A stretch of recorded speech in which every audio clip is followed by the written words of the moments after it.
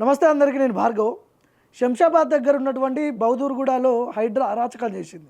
నేను కూడా వెళ్ళిన అక్కడికి 650 ఎకరాలకు సంబంధించిన ల్యాండ్లో ఫెన్సింగ్ వేసి పడేసారు 24 గంటలు. అక్కడ మొత్తం గులాబీ తోటలు, ఎంత అందంగా ఉన్నాయి గులాబీ తోటలు. వరియో లేకపోతే పత్తో ఏ సాగు చేసే భూములు కాదవి. గులాబీ తోటలు చాలా అందంగా ఉన్నాయి. సో బుల్లెట్ ట్రైన్ తీసుకొస్తాము, మెట్రో తీసుకొస్తామని చెప్పి ఆ భూములలో బుల్డోజర్లతో అరాచకం చేస్తున్నాడు హైడ్రా రంగనాథ్.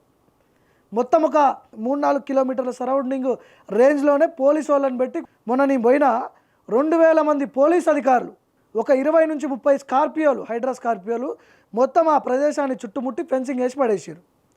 అక్కడ ఉన్నటువంటి రైతులు ప్రొటెస్ట్ చేస్తుంటే వాళ్ళని తీసుకుపోయి కొట్టి హాస్పిటల్లో పడేసి వచ్చారు, నిమ్స్ హాస్పిటల్లో. మీడియాకు కూడా ఎలా లేకుండా చేశారు. సరే మీరు సక్రమంగానే చేస్తున్నారు అనుకుందాం, ప్రభుత్వానికి సంబంధించి కేంద్ర ప్రభుత్వానికి సంబంధించిన ఆ ప్రాజెక్ట్ని తీసుకొస్తున్నారు, సక్రమంగానే చేస్తున్నారు అనుకుందాం. మరి పోలీసు వాళ్ళు ఎందుకు అంతమంది పోలీసు వాళ్ళు మీడియాని ఎందుకు ఎలా చేయట్లేదు? మీడియాని ఎలా చేయొచ్చు కదా మీరే తప్పు చేయకపోతే.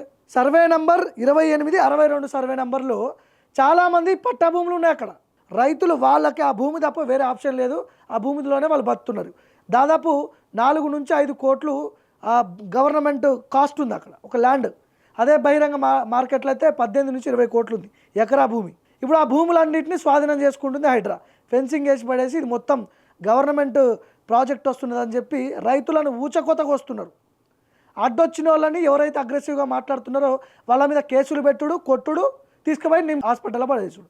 నేను పోయినా మొన్న. మరి అదే వెంచర్లో ఇప్పుడు అదే ల్యాండ్స్లో నాకు అక్కడ పోయినప్పుడు వాళ్ళు చెప్తున్నారు, రైతులు చెప్తున్నారు, రేవంత్ రెడ్డి వాళ్ళ అన్న తిరుపతి రెడ్డి 40 ఎకరాలు కొన్నాడంట అక్కడ. మరి ఆ భూమికి ఫెన్సింగ్ వేసిర్రా? లేకపోతే ఆ 40 ఎకరాల కోసమే ఈ తతంగం అంతా నడుస్తున్నదా? 650 ఎకరాలకు సంబంధించిన ప్రాజెక్ట్ అని చెప్తున్నారు కదా, తిరుపతి రెడ్డి ల్యాండ్ ఉందని చెప్పి ఆ ప్రాజెక్ట్ అక్కడ తీసుకొస్తున్నారా? దానికోసమే ఇంత తతంగం అంతా చేస్తున్నారా అనేది వాళ్ళే చెప్పాలి. ఇప్పుడు అదే 650 ఎకరాలకు సంబంధించిన అసలు యాక్చువల్గా 650 ఎకరాలు మొత్తం 111 జీవో పరిధిలో ఉంది. 111 జీవో పరిధిలో ఉన్నటువంటి ల్యాండ్ని మీరు ఎట్లా ప్రాజెక్టులు తీసుకొస్తారు? అది కేంద్ర ప్రభుత్వమైనా రాష్ట్ర ప్రభుత్వమైనా 111 జీవో పరిధిలో ఉన్నటువంటి ల్యాండ్ని మీరు ఎట్లా స్వాధీనం చేసుకుని ప్రాజెక్టుల పేరుతో మీరు దాన్ని ఇచ్చేస్తారు? 111 జీవో ఉంది కాబట్టి హైదరాబాద్ ఈరోజు ఇంత ప్రశాంతంగా ఉంది, లేకపోతే ఎప్పుడు ఆగమవుతుండే. కిచ్చన్న గారి లక్ష్మారెడ్డి 2 వెంచర్లు ఉన్నాయి ఇప్పుడు ఆ ల్యాండ్లో. 650 ఎకరాల్లో కేఎల్ఆర్ కిచ్చన్న గారి లక్ష్మారెడ్డి ల్యాండ్ ఉంది. ఆ ల్యాండ్లో 2 వెంచర్లు వేసిండు. ఆ వెంచర్లలో కోట్ల రూపాయల ఖరీదైనటువంటి విల్లాస్ కడుతున్నారు. దానికి ఫెన్సింగ్ వేసిరా?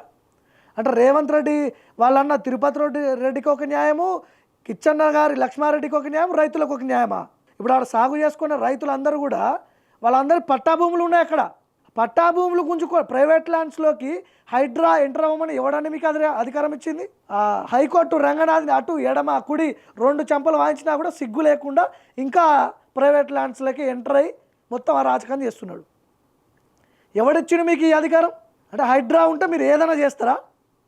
ప్రైవేటు భూముల్లోకి ఎంటర్ అవ్వద్దనే సోయి లేదా మీకు? హైకోర్టు ఆ రైతుల పక్షాన పాజిటివ్గా వాళ్ళకి ఆర్డర్స్ ఇస్తే హైకోర్టు ఆర్డర్ని కూడా పట్టించుకోవట్లే హైడ్రా. 30 నుంచి 40 స్కార్పియోలు తీసుకురావడం, ఆ మొత్తం ఆడ రౌండ్ వేయడం, భయభ్రాంతులకు గురి చేయడం, రైతుల భూములు గుంజుకోవడం, ఫెన్సింగ్ వేయడం, ఇది ఈ అరాచకమా? జిహెచ్ఎంసీ ఎన్నికలు ఎందుకు పెట్టట్లేదు రేవంత్ రెడ్డి? దీనికే జిహెచ్ఎంసీ ఎన్నికలు పెడితే పొట్టు ఓడగొడతారు కాంగ్రెస్ కార్పొరేటర్లని. హైడ్రా భయం ఉంది, హైడ్రా ఎఫెక్ట్ 100% పడుతుంది జిహెచ్ఎంసీ ఎన్నికల్లో.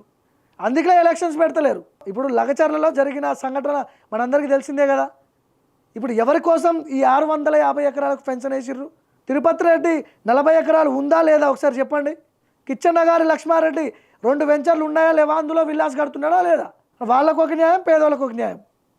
సో రంగనాథ్ గారు మీరు మీరు మీరు కథమైపోతారు నాకు తెలిసి. కథం అంటే ప్రజలు మిమ్మల్ని పెద్ద ఎత్తున వ్యతిరేకిస్తున్నారు. మీరు మరి జనసేన ఎంపీగా పోటీ చేస్తారని చెప్పి అంటున్నారు కాకినాడలో. నిజమా అబద్ధమా? ఇక్కడ విధ్వంసం చేసి అటువైపు పోటీ చేస్తారు, అంతే కదా. ఏదేమైనప్పటికీ హైడ్రా వల్ల జిహెచ్ఎంసీ ఎన్నికల్లో కాంగ్రెస్ ఖతమయ్యే అవకాశాలే మనకు ఎక్కువ కనిపిస్తున్నాయి. చూద్దాం ఏం జరగబోతుందో.